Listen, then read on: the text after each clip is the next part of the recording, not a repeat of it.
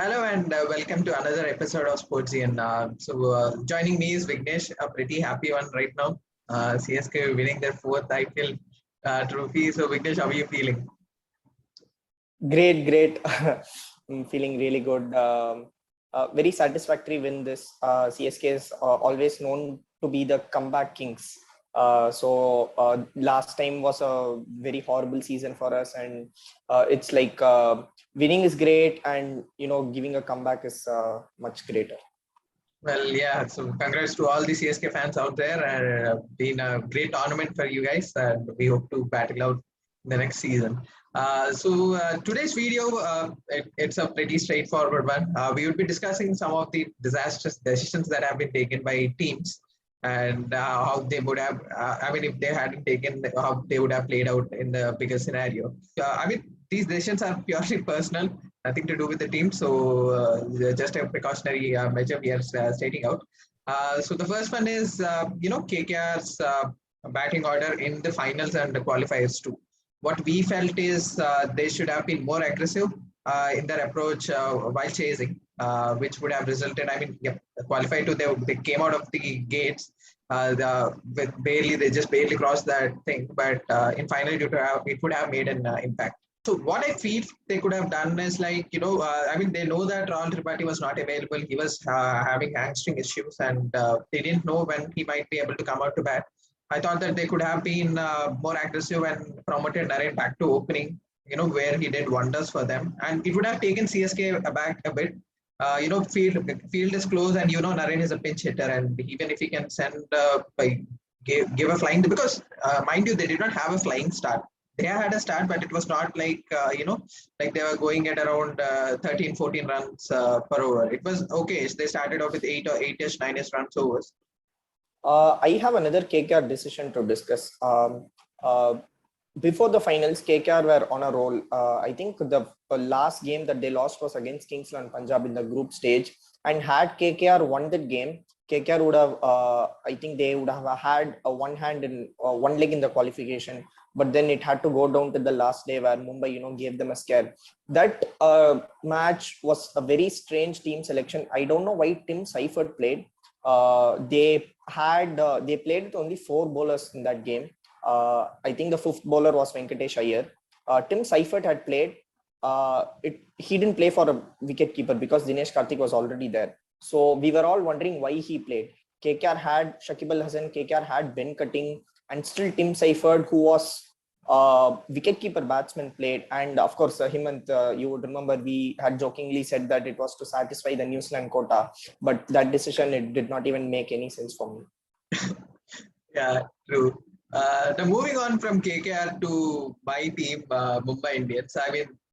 There's nothing much we can say. There was a slump in the form for them. The entire middle order was really struggling to get runs, and there was nothing to do because they were pretty much the same team that won the championship last year.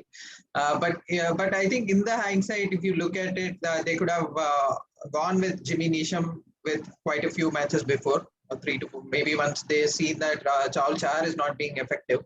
So we thought that would have made a difference, at least.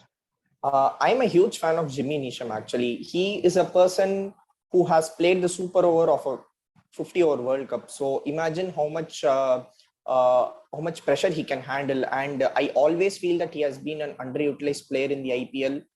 He has initially played for Delhi Daredevils. At that time, he didn't get much chance to prove. Then last year, he played for Kings and Punjab. Again, he didn't get enough chance to prove himself over there. This year, Mumbai had picked him. I thought he was a good pick, but unfortunately, he didn't get much chance. But then he came in at the fag end of the tournament. He performed very well.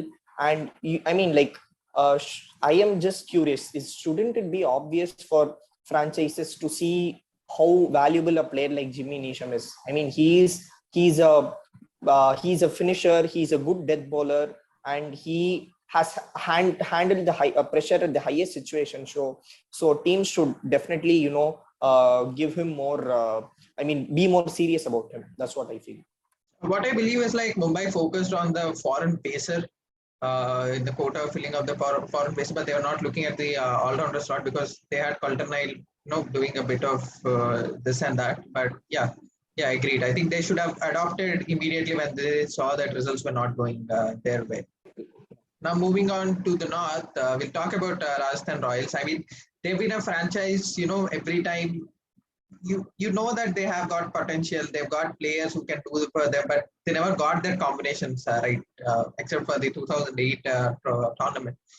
They've been on and off. They blow cold and hot, but that really didn't pay off for RR this time. They had Evan Lewis, who has been in brilliant form. They have Tabraiz Shamsi, who has been in brilliant form. Evan Lewis has had a great CPL. Shamsi has had a brilliant past 1 year. He's the number one T20 bowler.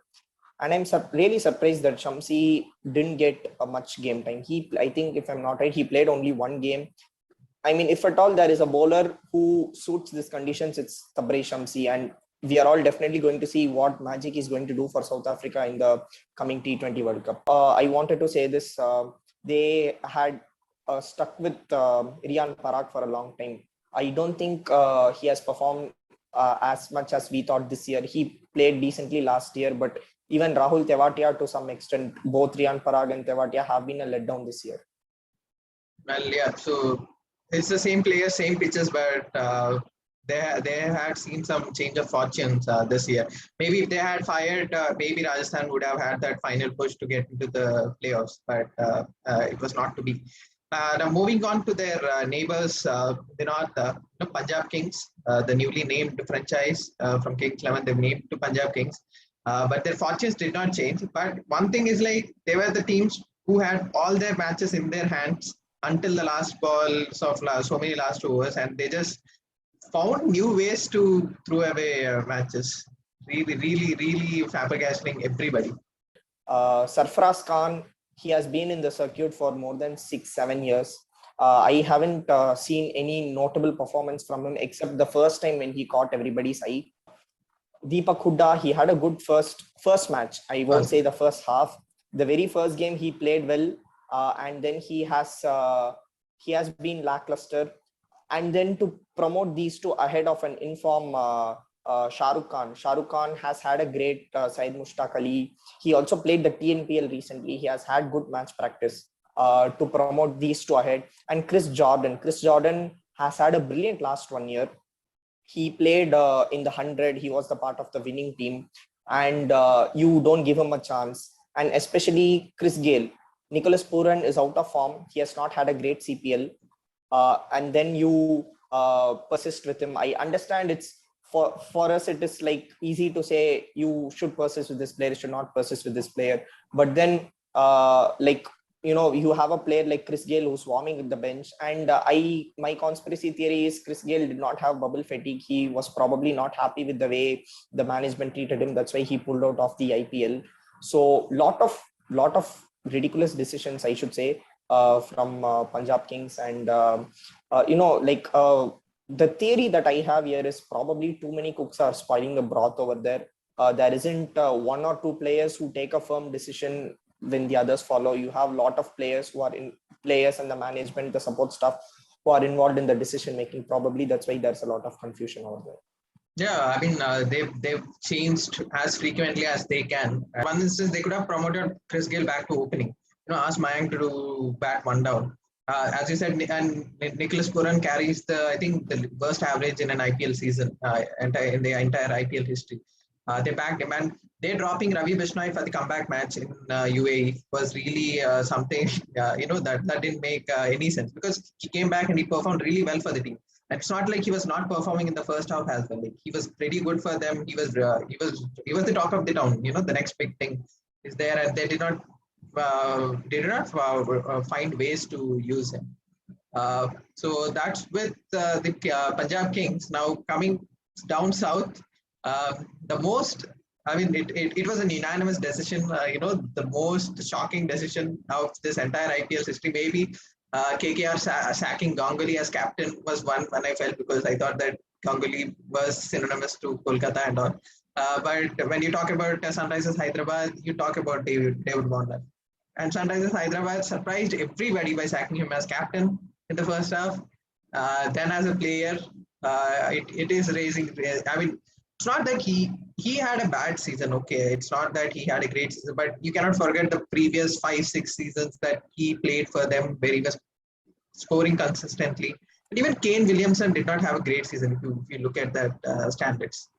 Not a bad decision, but the way the SRH management executed it, this is not very professional at all, because we all understand if a player is not in form, you have to drop him no matter who he is. CSK, they had to drop Reina. I'm not sure if he had an injury or not, but Reina was not in good form. Uthappa came and he filled in the role. But CSK never said, Reina, this is it. You stay in the hotel, you don't come to the ground. Because Reina has been such a performer, even if he has played for one season, it's very disrespectful and it's very unprofessional for someone to do what SRH did to Warner. It was very, very heart-wrenching to see that. I mean, he has won the team the one and only IPL, and to tell him that you are no longer a part of the franchise, you should not come to the ground, that was very bad. And still, I think they made it even uglier by asking him to sit in the stands the next game. I saw him sitting in the stands and waving the SRH flag. I mean, we can clearly see that it's a PR stunt. I am really surprised that VVS Lakshman, Muthiah Muralidharan, how did they allow such a thing to happen? They are all very well respected in the cricket fraternity. We all know that. We all know how big of legends they are in this game. And for them to have allowed this decision, that is what is the most flabbergasting thing for me. Yeah, we never know what happened behind those closed doors, but it was really not a decision that was sitting happy with the fans. And not even if they were a supporter of SRH or not, even we both, we support different teams, but we too got stunned by this decision. And with the big auction coming up, we are not still clear about the retention policies and how many players can a team retain, how many foreign players can a team retain, what are the right to match cards, how many can they use and all. But I guess if SRH doesn't want Warner, but there are many teams who will be playing for him in this auction. So that's it, guys. So that's it from us. So if you think that there were many other decisions which you felt that crossed your minds, please do mention in the comment section. I'll be coming up with more content, keeping in mind that the T20 World Cup is just around the corner. So we'll see you soon.